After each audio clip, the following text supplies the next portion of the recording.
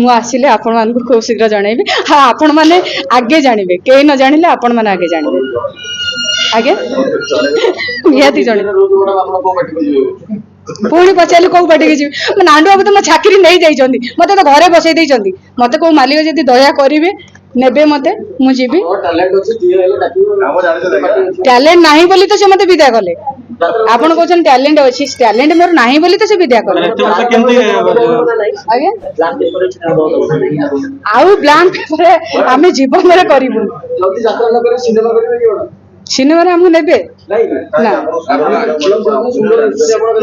ଖାଲି ସୁନ୍ଦର ହେଇଗଲେ ନୁହଁ, ତା ପାଇଁ ଟ୍ୟାଲେଣ୍ଟ ଦରକାର। ସେତିକି ଟ୍ୟାଲେଣ୍ଟ ନାହିଁ ବୋଲି ତ ଆମକୁ ଯାତ୍ରାରୁ ବିଦା କଲେ।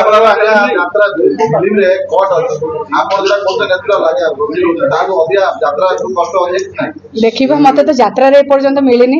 ଯଦି ସିନେମା କଥା ଆପଣ କହୁଛନ୍ତି, ମୁଁ ତ ଏତେ ବଡ ଆର୍ଟିଷ୍ଟ ନୁହଁ, ଏତେ ବାଟ ମୁଁ ଯାଇନି। ଦେଖିବା ସେତେବେଳେ ମାଲିକ ସଂଘକୁ ଜଣେଇକି ଆଇନର ଆଶ୍ରୟ ନେଇଥିଲେ ନା ନାଇଁ? ଆଗ ଆଇନର ଆଶ୍ରୟ ନାଇଁ, ଦେଖନ୍ତୁ, ଘଟଣା ଯେତେବେଳେ ଆମ ଭିତରେ ହେଇଛି, ମୁଁ ମାଲିକ ସଂଘକୁ ମୁଁ ଜଣେଇ ନଥିଲି, ମୁଁ ଆଇନର ଆଶ୍ରୟ ନେଇଥିଲି। ଯେହେତୁ ମାଡଟା ହେଇଥିଲା, ମୁଁ ମାଲିକ ସଂଘକୁ ଜଣେଇ ନଥିଲି, ମୁଁ ଆଇନର ଆଶ୍ରୟ ନେଇଥିଲି। ମାଲିକ ସଂଘ କାହିଁ ଜଣେଇଲେନି? ବିଶ୍ୱାସ ନଥିଲା? ନାଇଁ, ପରିବାର କଳି ଆଜ୍ଞା, ମୁଁ 3 ମାସ ହେଲେ ମୁଁ କହି ଚାଲିଛି ମୋ ପଇସା ଦିଅନ୍ତୁ, ପଇସା ଦିଅନ୍ତୁ। ତାପରେ ପରିବାର କଳି ଯେତେବେଳେ ସେ ନିଜେ କହୁଛନ୍ତି ପରିବାର କଳି, ପରିବାର ଭିତରେ ଏ କଥା ବୁଝିବା କଥା। ସେମାନେ କମିଟି ଲୋକଙ୍କୁ ଲଗେଇ ମାଡ ମାରିବା, ଏଇଟା କଣ ଆମ ପରିବାର ଭିତରେ କଥା? ପରିବାର କଥା ଯୋଉ ଆପଣ କହୁଛନ୍ତି, କମିଟି ଲୋକ ଯୋଉ ବାହାର ଲୋକଙ୍କୁ ମାଡ ଲଗେଇକିରି ମାଡ ମରେଇଥିଲେ, ଏଇଟା କଣ ଆମ ପରିବାର ଭିତରେ କଥା? ଏଇଟା ହିଁ ବାହାର କଥା।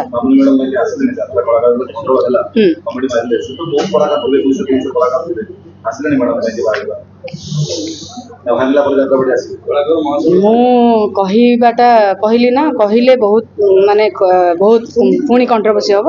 ମୁଁ କହିବାକୁ ଚାହୁଁନି କଳାକାର କାହିଁକି ବାହାରିଲେନି, ସେଇଟା ମୁଁ ଅଧିକ କହିବିନି। କାହିଁକି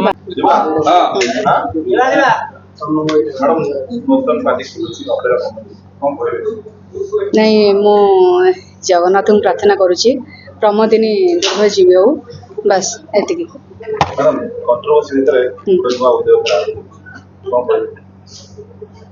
ଚାଲିଛି ତ, ଆପଣମାନେ ତ ଦେଖୁଛନ୍ତି। ମୁଁ ବି ଏପର୍ଯ୍ୟନ୍ତ ସିଓର ନୁହଁ, ମୁଁ କହିବି ଆପଣମାନଙ୍କୁ। ସେଇଟା ସମୟ କହିବ।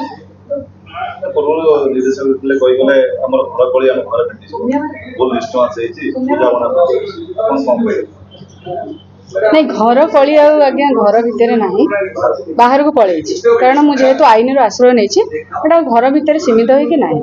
ବାକି ରହିଲା ଆପଣମାନେ ଯୋଉ କହୁଛନ୍ତି ମାଲିକ ମାନେ କହିଛନ୍ତି, ମୁଁ ଆଜ୍ଞା କୌଣସି ମାଲିକଙ୍କ କଥା କିଛି କହିନି। ମୋର ଜଣଙ୍କ ସାଙ୍ଗରେ ହେଇଛି, ମୁଁ ସେ କେସଟା ଆଇନ ବାଟରେ ନେଇଛି।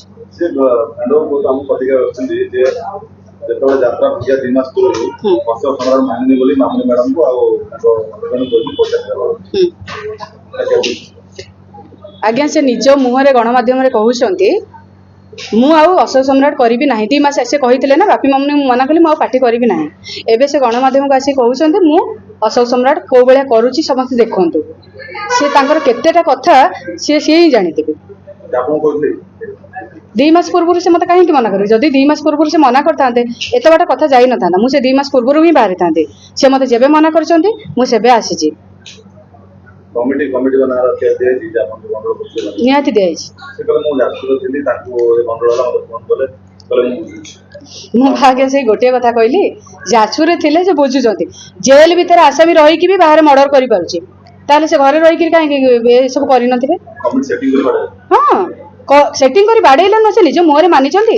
ଏଇଟା କଲ ରେକର୍ଡ ବି ବାହାର କରାଯାଉ, ମୁଁ ତ କହୁଛି ବାରମ୍ବାର କଲ ରେକର୍ଡ ବାହାର କରାଯାଉ।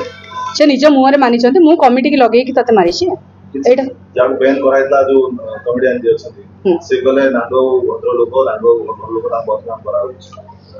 ଛୋଟ କଥାଟା କହୁଛି ଆଜ୍ଞା, ମୁଁ କହିଲେ ତ ଏଇନା ବହୁତ କିଛି ମାନେ ହେଇଯିବ। ଗୋଟେ କଳାକାର ତା ପେଟ ପୋଷିବା ପାଇଁ ଚାକିରି କରିଛି, ଭୁଲ ନଥାଇକି ବି ଜଣେ ଭୁଲ ସେ ତାଙ୍କ ନିଜ ମୁହଁରେ କହୁଛନ୍ତି ମୋର କିଛି ଭୁଲ ନଥିଲା, ମତେ ଭୁଲ ମଗେଇଲେ ସେମାନେ। ବାସ୍ ଠିକ ଅଛି, ଗୋଟେ ପେଟ ପାଟଣା ପାଇଁ ଜଣେ କରିବା ଆଜ୍ଞା। ବାକି ରହିଲା ସେମାନଙ୍କ କେସ୍ ଅଲଗା, ମୋ କେସ୍ ସମ୍ପୂର୍ଣ୍ଣ ଅଲଗା।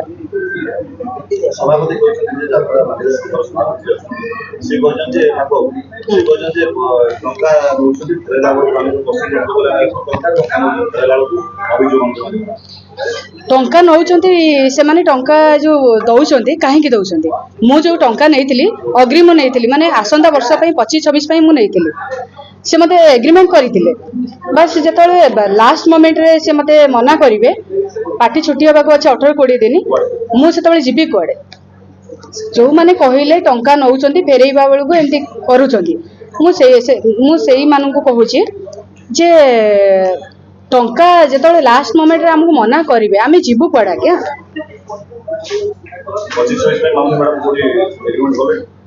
କୋଉଠି ମୁଁ ଏଗ୍ରିମେଣ୍ଟ କରିନି ମୁଁ ଏଗ୍ରିମେଣ୍ଟ କଲେ ନିହାତି ଆପଣ ମାନେ ଆଗେ ଜାଣିବେ ଆଜ୍ଞା ନାଣ୍ଡୁ ବାବୁ ତ ମୁଁ ଟୋଟାଲ ମୋ କ୍ୟାରିୟର ଖରାପ କରିଦେଇଛନ୍ତି ଆଉ ସିଏ କଣ କହିବେ ସେ ଭଗବାନଙ୍କ ଇଚ୍ଛା ମୁଁ ସେଇଟା କହିପାରିବିନି ଆଜ୍ଞା ନାଣ୍ଡୁ ବାବୁଙ୍କର କି ଇଚ୍ଛା ନାଣ୍ଡୁ ବାବୁ ଇଚ୍ଛା ମତେ ବର୍ବାଦ କରିଦେଇଛନ୍ତି ଆଉ ନାଣ୍ଡୁ ବାବୁଙ୍କର କି ଇଚ୍ଛା ତାଙ୍କ ଇଚ୍ଛାରେ କଣ ମୁଁ ଚାଲିବି ମାଲିକ ମାନଙ୍କର ମୁଁ କିଛି କ୍ଷତି କରିନି ମୁଁ ବାରମ୍ବାର ସେ ଗୋଟିଏ କଥା କହିଛି କୌଣସି ମାଲିକଙ୍କ ନାଁରେ ମୁଁ କିଛି କହିନି କୌଣସି ମାଲିକଙ୍କର ମୁଁ କିଛି କ୍ଷତି କରିନି ମୁଁ ପରିଶ୍ରମ କରିଛି ମୁଁ ପାରିଶ୍ରମିକ ପାଇନି ବୋଲି ମୁଁ ଆଗକୁ ଆସିଛି ତା ଏଇଟା ନୁହଁ ତା ମାନେ ସେ ଯାହା ପାରିବେ ବନ୍ଦ କରିଦେବେ ଏଇଟା କୋଉ ନ୍ୟାୟରେ ଯିବ ଆପଣ ଯଦି ଆମେ ନଈପଡ଼ା କଥା ଦେଖିବା ସେ କହିଲେ କି ସେ ଆଇନରେ ଆଶ୍ରୟ ନେଲେ ମାଲିକ ତା ପାଇଁ କିଛି କରିପାରିବେନି ବର୍ତ୍ତମାନ ଆପଣ ଆଇନରେ ଆଶ୍ରୟ ନେଇଛନ୍ତି ଆପଣ ମାଲିକମାନେ ଆପଣଙ୍କୁ କୌଣସି ପ୍ରକାର ସାହାଯ୍ୟ କରିପାରିବେନି ସେ ତ କହିଛନ୍ତି ଦେଖନ୍ତୁ ମୁଁ ବି ଶୁଣିଛି ବାଇକ୍ରେ ଶୁଣିଥିଲି ବାବୁମାନେ ଆମର ଯୋଉ ଥିଲେ ସମସ୍ତେ କହିଛନ୍ତି ଯେ ମାମୁନି କେସ୍ ଏ ଭିତରେ କିଛି ନୁହଁ ତା କେସ୍ ସମ୍ପୂର୍ଣ୍ଣ ଅଲଗା ମୁଁ ଶୁଣିଛି ବାସ୍ ମୁଁ ତ ମୋ ପାରିଶ୍ରମିକ ପାଇନି ବୋଲି ମୁଁ କେସ୍ କରିଛି ଆଜ୍ଞା ଅଲଗା କୌଣସି ମାଲିକଙ୍କ କଥା ମୁଁ କହିନି କି ମୋର ଅଲଗା କିଛି କାରଣ ପାଇଁ ମୁଁ କରିନି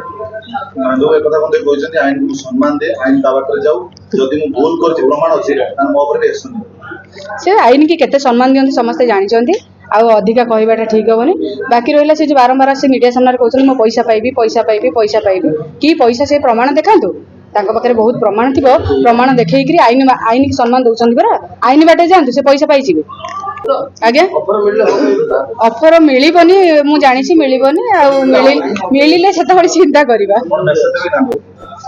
ତାଙ୍କୁ କିଛି ମେସେଜ ମୁଁ ଦେବିନି ତାଙ୍କୁ କଣ ମେସେଜ ଦେବି ମୁଁ ଖାଲି ଗୋଟିଏ କଥା କହୁଛି ସୁଧୁରି ଯାଆନ୍ତୁ ଏଇ ଯୋଉ ଘଟଣା ହେଇଛି ଆପଣ ଆଇନ ଆଗରେ ପୁରା ସତ ମାନନ୍ତୁ ସୁଧୁରି ଯାଆନ୍ତୁ ଆଉ କିଛି କହିବି ଆଜ୍ଞା କିଏ ପ୍ରମାଣ ଦେଖେଇ ପାରୁନାହାନ୍ତି